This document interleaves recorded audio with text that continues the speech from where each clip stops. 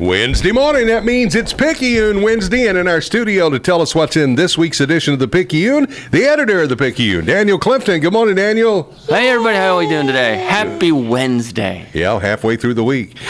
And today is always a big day because it's the day that the latest edition of the Picayune is out. Should be getting it on your doorsteps. If you're not, listen to the end of the interview, and we'll tell you how to go about doing that. But let's talk about this week's edition. Good story, good pictures. Front page there about the new Baylor Scott and White Hospital that's opening up. Yeah, it's been a long time in the process. They've got the clinic down. The specialty clinic's been open for a little bit more than a year, I guess. But now it's the hospital, ER, intensive care unit, labor, and delivery. All right. And when is the actual opening date of those? Do you know? Well, read the Picayune and find out.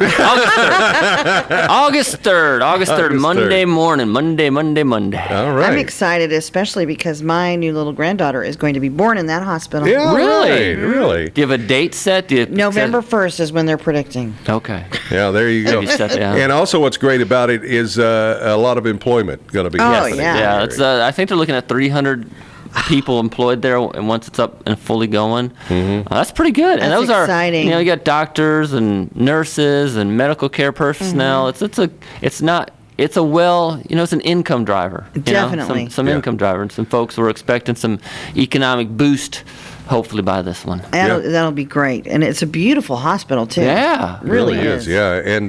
And you were saying that they've got the emergency room opening up, which is a pretty good deal because a lot of kids are using that skateboard park in Marble Falls this time of the year. A little hot to be out there, but those kids, they don't care. They get out in the skate park. When my son was visiting, I was showing him around town. He went, "Ooh, you got a skate park?" I said, "Yeah." And y'all got a story about that in this week's edition. Yeah, that's right. Elevate Family Church has been doing a monthly skating event, skate park event there on the first Tuesday of the month. So the next one's coming up on the August 4th, and they go out there about 7 p.m. and they host folks and come out and skate. Some of the congregation members cook and feed the kids. So apparently a pretty good turnout. What a fun event. So yeah, Cav got you a skateboard ready to go. Oh, yeah. I was just going to say, we should all go out there and see how we do on the skate. That's right. Just duct tape my feet to it. I'll be fine. And you know what's good about that? That new hospital has an intensive care unit. Yay. So we can all make our reservations there that evening. You can beat your grandbaby to the punch and be there first.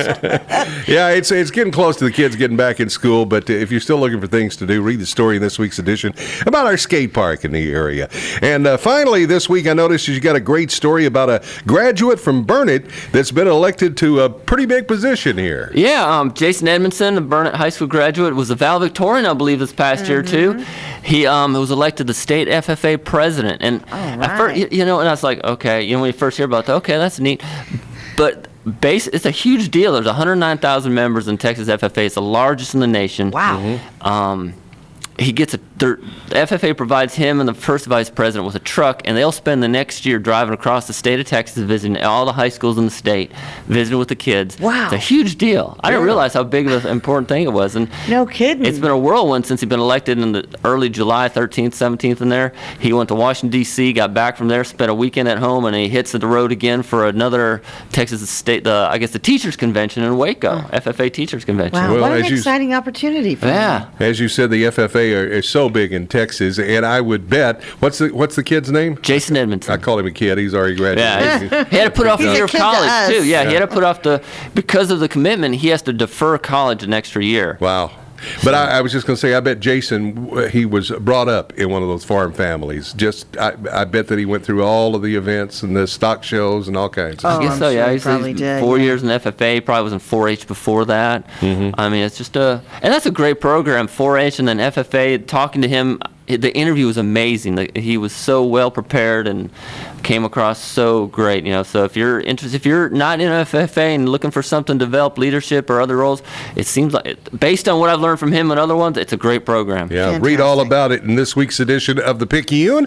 It's out today, and if you're not getting your copy on the doorstep, tell them how to go about doing that, Daniel. Well, you call 830-693-7152 and ask to get on the list. And remember, as always, the Picayune is free! Daniel Clifton, everybody, editor of the Picayune. Woo-hoo.